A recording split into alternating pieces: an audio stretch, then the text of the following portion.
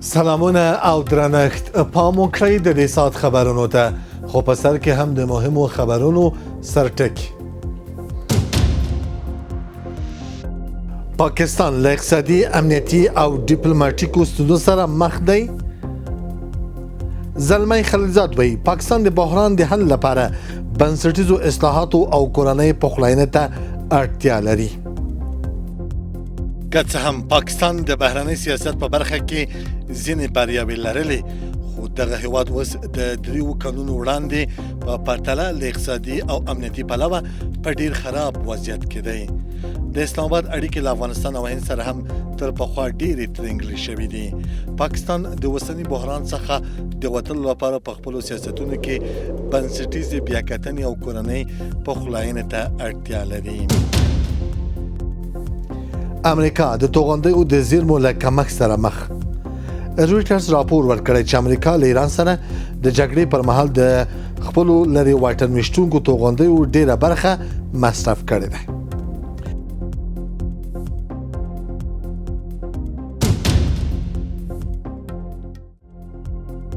او قطر په سوات کې پر پولیسو خونړی برید وغنده.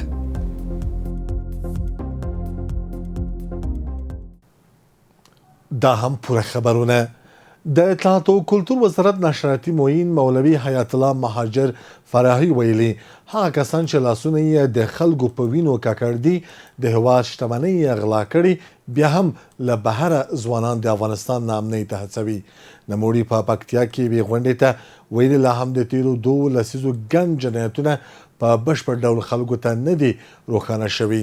ښاغلي فراهي له رسنیو غوښتي چې د تیرو جنایتونو او د اشغال دورې د واقعیتونو په اړه د عامه پوهاوي د لوړولو لپاره هڅې زیاتې کړي.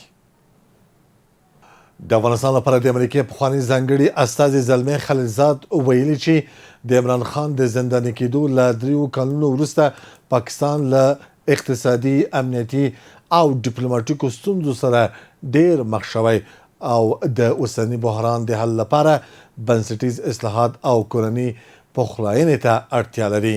په ورته وخت کې د بخښنې نړیوال سازمان هم د پاکستان له حکومته غوښتي چې عمران خان او د هغه مېرمن بشرا بیبي د قانوني حقونه د کورنۍ او وکیلانو سره د لیدنې او روغتي خدمتونو ته د لاسرسي زمینه برابره کړي. دغه سازمان ویلي عمران خان له 3 کلونو راهیسې له خپلو قانوني حقونو محروم دی او د هغه د پلویانو اعتراضونه هم په پرله پسې ډول ځپل کیږي. د افغانستان لپاره د امریکا پخواني ځانګړي استازي زلمی خلیلزاد ویلي چې د پاکستان د پخواني لومړي وزیر عمران خان د زنداني کېدو د 3 کال په پوره کېدو دا پوښتنه راپورته کیږي چې آیا دا اقدام پاکستان ته ګټه رسولې که نه. که څه هم پاکستان د بهرنۍ سیاست په برخه کې ځینې بریاوې لرلې، خو دغه هیواد اوس د 3 کلونو وړاندې په پرتله له اقتصادي او امنیتي پلوه په ډیر خراب وضعیت کې دی. د اسلام آباد اړیکې له افغانستان او هند سره هم تر پخوا ډېرې ترنګلې شوي دي. پاکستان د اوسني بحران څخه د وتلو لپاره په خپلو سیاستونو کې بنسټیزې بیاکتنې او کورنۍ پخلاینې ته اړتیا لري. زلمی خلیلزاد د څرګندونې په داسې حال کې کړي چې د پاکستان دننه او بهر د عمران خان د قضیې او د هغه د قانوني حقونو په اړه بحثونه او نیوکې دوام لري. په همدې حال کې د بخښنې نړیوال سازمان یو وار بیا د پاکستان پر حکومت غږ کړی چې د دغه هیواد پخواني لومړي وزیر عمران خان ته د هغه قانوني حقونه ورکړي. د بخښنې نړیوال سازمان دا اعلامیه په زندان کې د عمران خان د 3 کال پوره کېدو په مناسبت خپره کړې او ویلي دي چې عمران خان له تیرو 3 کلونو راهیسې له خپلو قانوني حقونو محروم شوی دی.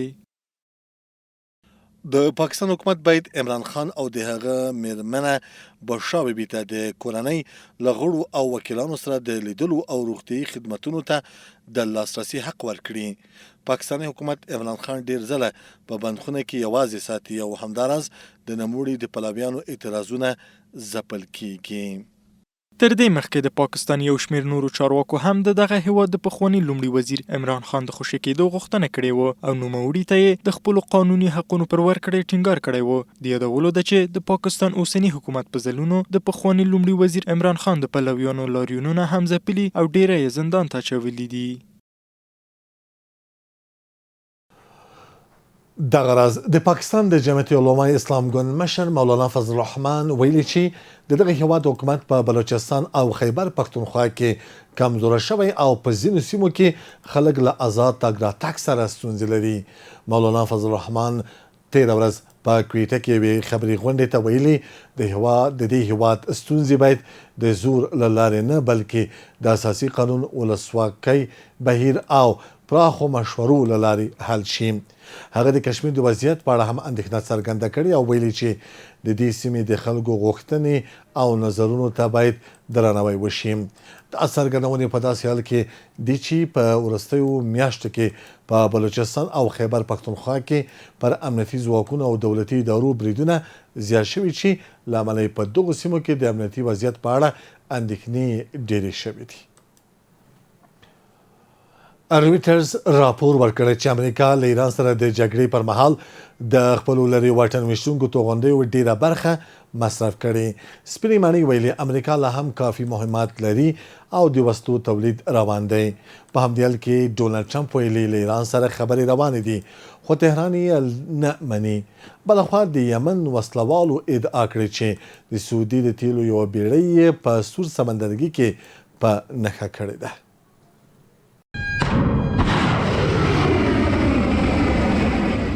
رویټرز خبري اژانس د دریو باخبره سرچینو له قوله راپور ورکړی چې د امریکا پوځ له ایران سره د 5 میاشتنې جګړې پر مهال د خپلو لرې واټن ویشتونکو توغندیو د زیرمې لویه برخه مصرف کړې ده.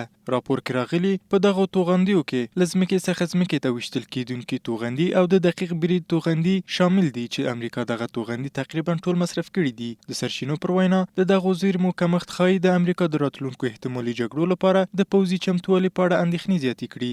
همداراز د امریکا پوځي چارواکو د پاتریوت او نورو دفاعي سیستمونو د توغندیو زیرمو د کمښت په اړه هم خبرداری ورکړی. خو سپینې ماڼۍ ویلي چې امریکا لا هم له بل هر هیواد څخه ډیر مهمات لري او دفاعي شرکتونه یې تر بل هر وخت ډیر د خپلو تولیداتو زیاتولو لپاره کار کوي. په همدې حال کې د امریکا ولسمشر ډونالډ ټرمپ ویلي له ایران سره ښې خبرې روانې دي خو تهران نه غواړي د دغو خبرو شتون ومني. ټرمپ ویلي ایران ادعا کوي چې د دواړو لورو ترمنځ هیڅ لیدنه نه ده شوې او د اټومي پروګرام په اړه هم خبرې نه دي ترسره شوي. We're having very good discussions. They don't like to admit that, but it's a little bit disconcerting. مونږ ډېرې ښې خبرې اترې روانې کړې دي. هغوی نه غواړي دا ومني او دا یو څه خواشینونکې ده. خلکو ته وایو چې مونږ ډېر ښې خبرې کړې خو بیا د ایران یو چارواکی راووځي او وایي چې مونږ هیڅ لیدنه نه ده کړې. هغوی به وایي چې د اټومي پروګرام په اړه مو خبرې نه دي کړې نو بیا مو د څه شي په اړه خبرې کولې. آیا هلته یوازې ناست وو او وخت مو ضایع کوو خو په پای کې یوازینی څه چې ارزښت لري عملي اقدام دی. دا په داسې حال کې ده چې د یمن وسلوالو ځواکونو ویاند یحیی سری ویلي د یادې ډلې ځواکونو د سور سمندرګي شمالي انبا سیمې ته څیرمه د وفا په نوم د سعودي عربستان د تیلو یوه لیږدونکې بیړۍ په نښه کړې ده. ښاغلي سری ویلي دغه عملیات یې له څو بالستیک توغندیو په استفادې کړي او په خبره یې توغندیو ټاکل شوي هدفونه په دقیق ډول ویشتلي.